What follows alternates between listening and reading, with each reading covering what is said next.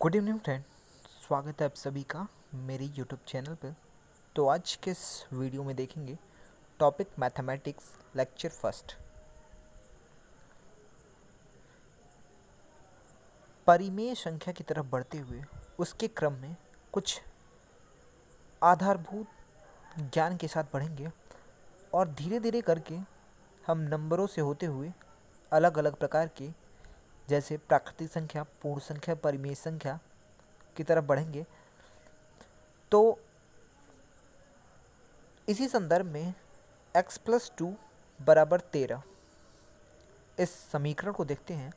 इस समीकरण का हल क्या होगा, x की जो वैल्यू होगी वो क्या रखी जाए कि वह राइट हैंड साइड 13 के बराबर हो जाए।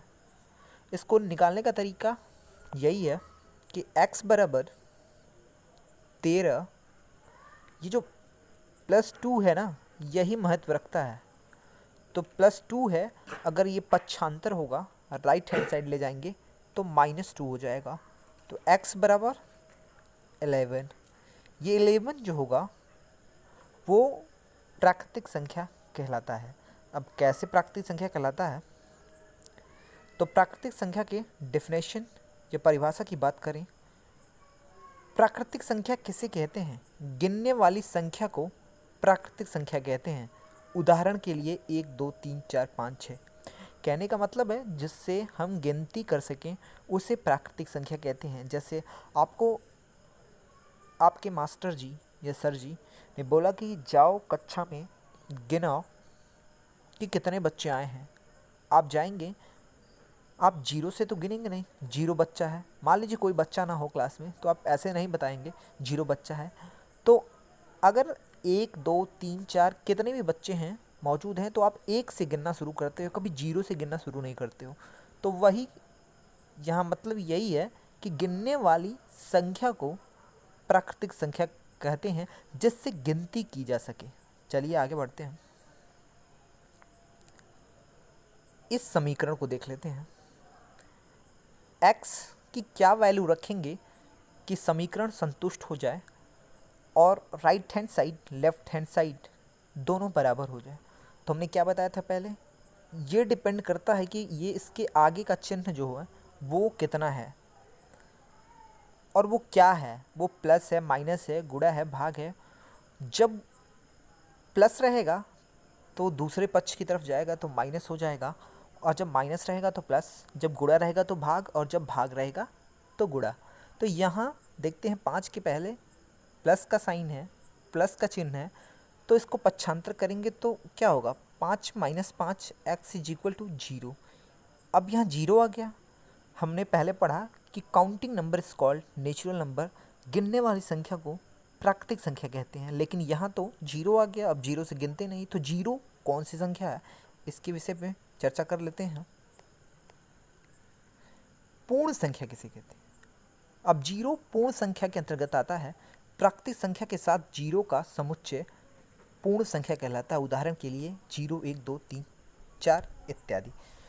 जब प्राकृतिक संख्या के साथ जीरो भी समाहित हो जाएगा या सम्मिलित हो जाएगा तो उसे पूर्ण संख्या कहेंगे। तो पूर्ण संख्या की जरूरत कब पड़ी? क्योंकि कुछ विशेष परिस्थितियों में जीरो का आना हमें पूर्ण संख्या को भी सम्मिलित करने पे मजबूर किया, और हमें पूर्ण संख्या को प्राकृतिक संख्या के साथ जोड़ के एक परिभाषा बनाया कि जिसमें जीरो और प्राकृतिक संख्या वो पूर्ण संख्या कही जाएगी। नेक्स्ट देख लेते हैं। अब पूर्ण संख्या के बाद तीसरा समीकरण देख लेते हैं। यहाँ x की वैल्यू क्या रखेंगे कि समीकरण संतुष्ट हो जाए? तो x की वैल्यू निकालने के लिए क्या बताए थे, यहाँ प्लस है, 13 के पहले प्लस है, यहाँ देखिए 13 के पहले प्लस है, तो x = 12 - 13, x = 1 - 1 होगा। ठीक है। अब पहले तो नेचुरल नंबर प्राकृतिक संख्या पढ़ चुके हैं, 1 2 3 4 6 ऐसे। फिर पूर्णांक नहीं सॉरी पूर्ण संख्या पढ़ चुके हैं, 0 1 2 3 4 5 6 7 8 ऐसे करके पढ़ चुके हैं। और अब तो ना ये 1 2 3 4 पॉजिटिव नंबर है, धनात्मक संख्या है, ना जीरो है, ये माइनस में आ गया, ये ऋणात्मक में आ गया। तो अब इस नंबर, इस संख्या के विषय में चर्चा कर लेते हैं। अब इसको क्या कहते हैं? इसको कहते हैं पूर्णांक। पूर्णांक धनात्मक संख्या, जीरो तथा ऋणात्मक संख्या का समुच्चय पूर्णांक कहलाता है। उदाहरण के लिए -1, 0, 1 2 इत्यादि। तो पूर्णांक धनात्मक संख्या, जीरो और ऋणात्मक संख्या का समूह होता है। ठीक है, तो ये पूर्णांक हो गया। आगे चलते हैं, चौथे समीकरण की चर्चा कर लेते हैं। अब ये समीकरण में x की वैल्यू क्या रखें कि ये समीकरण संतुष्ट हो जाए, मतलब कि राइट हैंड साइड बराबर लेफ्ट हैंड साइड। तो यहाँ हमने बताया था पहले कि यहाँ x के पीछे की जो साइन होगी उसको देखेंगे, तो यहाँ x के पीछे की साइन क्या है? यहाँ जो है साइन, x की वैल्यू क्या रखी जाए कि 3 हो जाए? तो x बराबर 3, यहाँ गुणा है, 2 इंटू एक्स है, तो इधर आएगा, दूसरी तरफ आएगा तो भाग हो जाएगा। तो x की वैल्यू 3/2, 3/2 रखी जाएगी तो समीकरण संतुष्ट हो जाएगा। अब ये ना नेचुरल नंबर है, न होल नंबर है, न प्राकृतिक संख्या है, न पूर्ण संख्या है, न ही पूर्णांक है। अब ये संख्या क्या है तो इसके बारे में चर्चा कर लेते हैं। यही संख्या परिमेय संख्या है। परिमेय संख्या किसे कहते हैं? वह संख्या जो p/q के रूप में लिखा जा सकता हो। ठीक है, अब इसके बारे में थोड़ा अभी बताएंगे। जहाँ q जीरो ना हो, q जीरो नहीं होना चाहिए, p और q पूर्णांक हो और p और q का मौसा 1 हो। अब यहाँ बताते हैं आपको। कहने का मतलब है कि कोई भी संख्या है जिसे p/q के रूप में लिखा जा सकता हो। ठीक है, और यहाँ q जो हो वो ज़ीरो ना हो। ठीक है, आप ऐसा नहीं लिख सकते हैं। ठीक है, ये नहीं हो सकता, ये परिमेय संख्या नहीं है, क्योंकि इसका जो मान होगा वो अपरिभाषित होगा। ठीक है, तो यहाँ जीरो नहीं होना चाहिए q, और इसके सिवा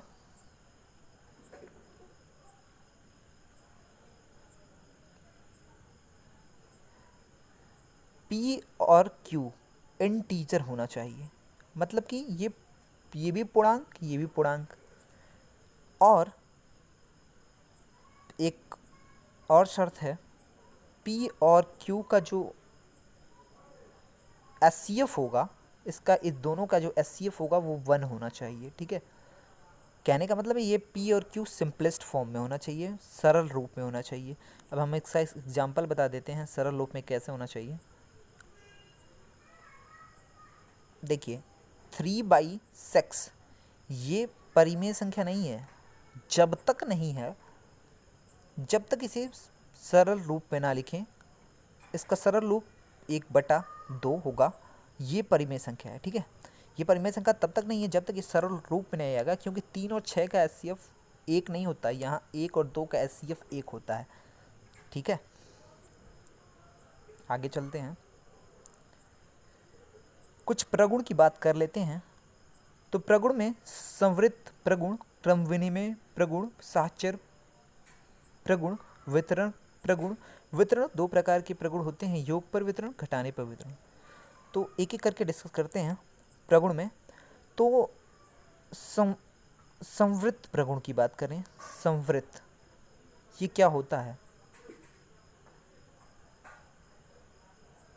देखिए कोई भी प्रगुण हो, ठीक है, प्रगुण कोई भी हो, कहने का मतलब है कि वो प्राकृतिक संख्या, पूर्ण संख्या, पूर्णांक, परिमेय संख्या, किसी पे भी पूछा जाए प्रगुण के बारे में, तो बस आपको क्या याद रखना है संवृत्त प्रगुण के लिए कि ए बी सी कोई भी प्रकार का नंबर हो, या तो ये पूर्ण संख्या हो, पूर्णांक हो, प्राकृतिक संख्या हो, परिमेय संख्या हो, इसमें कंडीशन क्या होनी चाहिए? मान लीजिए कोई 3 पूर्णांक इसमें हम लेते हैं, 3 पूर्णांक ही ले लेते हैं, प्राकृतिक संख्या ले लेते हैं, परिमेय संख्या कुछ भी ले लेते हैं, हम सिंपलेस्ट प्राकृतिक संख्या लेंगे। देखिए फार्मूला क्या होता है कि 3 संख्या कोई लेते हैं, मान लीजिए ए लेते हैं, ए प्लस बी बराबर सी। ठीक है, तो ये तीन संख्या हैं प्राकृतिक संख्या।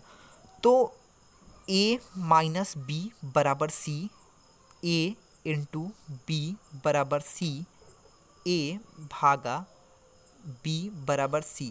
तो यही संवृत्त प्रगुण होता है।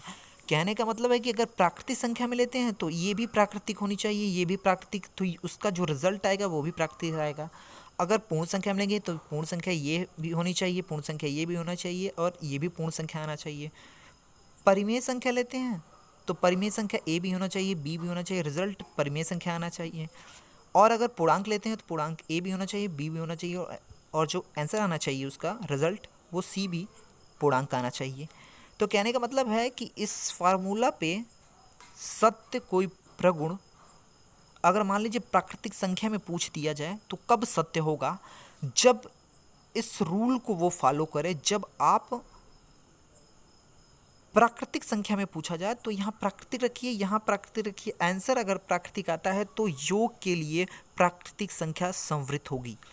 अगर प्राकृतिक यहाँ रखिए, प्राकृतिक यहाँ रखिए संख्या, और जो आंसर आता है वो हमेशा प्राकृतिक आता है, तो वो व्यकलन के लिए प्राकृतिक संख्या संवृत होगी। फिर यहाँ प्राकृतिक रखिए, यहाँ प्राकृतिक रखिए। ठीक है, अब गुणे में देखिए, ए पे प्राकृतिक रखिए, बी पे प्राकृतिक रखिए, रिजल्ट जो आता है सी अगर प्राकृतिक आता है तो गुणन जो होगा वो प्राकृतिक संख्या के लिए संवृत होगा। इसी तरह भाग में भी करना है। ठीक है, तो ये संवृत का गुण होता है। अब फिर देख लेते हैं क्रम विनिमय। क्रम विनिमय प्रगुण, इसके बारे में बात कर लेते हैं, क्रम विनिमय के बारे में।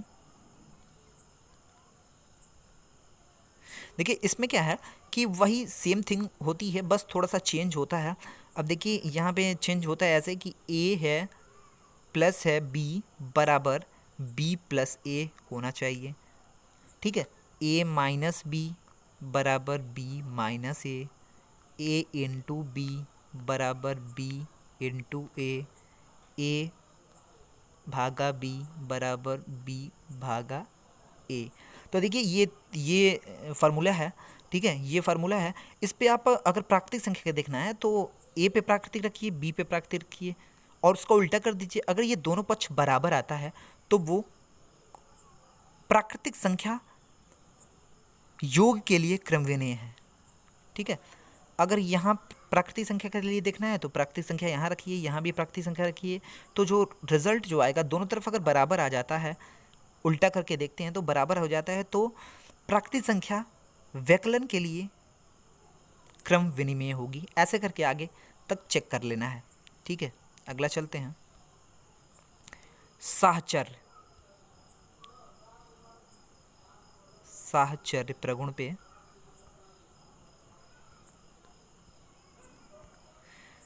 देखिए इसमें क्या होता है। साहचर्य प्रगुण में क्या करना है कि कुछ नहीं, तीन आप कोई भी नंबर लीजिए, हम नेचुरल नंबर पे हैं, प्राकृतिक संख्या पे मान रहे हैं, तो a प्लस बी प्लस सी बराबर होगा a प्लस बी प्लस सी। ठीक है, तो इस तरह देखना है, यही फार्मूला है उसका। ठीक है, यही अगर माइनस के लिए देखना है तो माइनस कर लीजिए, मल्टीप्लाई के लिए गुणा के लिए देखना है तो यहाँ गुणा कर लीजिए। ठीक है, यहाँ गुणा कर लीजिए, यहाँ गुणा कर लीजिए, यहाँ हर जगह गुणा होगा। और भाग के लिए देखना है तो हर जगह यहाँ भाग, यहाँ भाग, यहाँ भाग, यहाँ भाग। घटाने के लिए देखना है तो यहाँ घटाना, यहाँ घटाना, यहाँ घटाना और यहाँ घटाना। फार्मूला यही है। इस पर आपको रख के देखना है, अगर दोनों पक्ष बराबर हो जाते हैं तो वो, अगर प्राकृतिक संख्या के लिए यहाँ पे योग पे देखते हैं, यहाँ क्योंकि यहाँ प्लस हम लिखे हैं तो प्लस प्लस लिखे हैं तो योग पे देख लेते हैं। बस एक एग्जांपल बताएंगे, यहाँ पे योग पे देख लेते हैं। अगर कोई प्राकृतिक संख्या ए बी सी ली जाती है, अगर वो दोनों पक्ष इस फार्मूले पे रखते हैं तो बराबर हो जाता है, तो क्या कहेंगे, प्राकृतिक संख्या योग के लिए, ठीक है, प्राकृतिक संख्या योग के लिए साहचर्य होगी। ठीक है, इसी प्रकार वितरण वितरण प्रगुण देख लेते हैं। ठीक है, वितरण प्रगुण में देख लेते हैं। वितरण प्रगुण में क्या होता है कि दो प्रकार का वितरण प्रगुण होगा। एक योग के लिए एक विकलन के लिए हम लिख देते हैं, योग के लिए a इंटू बी प्लस सी, ठीक है, योग के लिए हो गया। यहाँ पे ए का ए बी और ए का सी ए सी, ठीक है। अगर आप कोई प्राकृतिक संख्या लेते हैं, प्राकृतिक संख्या के लिए हम मानते हैं, अगर प्राकृतिक संख्या कोई लेते हैं, ए प्राकृतिक संख्या, बी प्राकृतिक संख्या, सी प्राकृतिक संख्या, अगर ये रिजल्ट इस side left hand side right hand side अगर बराबर होता है, इस फार्मूला पे रखते हैं अगर प्राकृतिक संख्या, तो क्या कहेंगे कि प्राकृतिक संख्या के लिए योग पर वितरण का नियम फॉलो हो रहा है, ठीक है।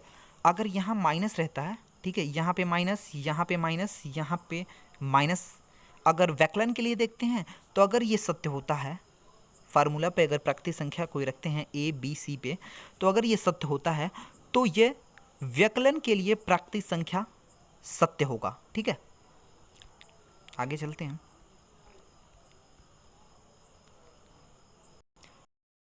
की बात कर लेते हैं। तो योज्य तत्समक क्या होता है?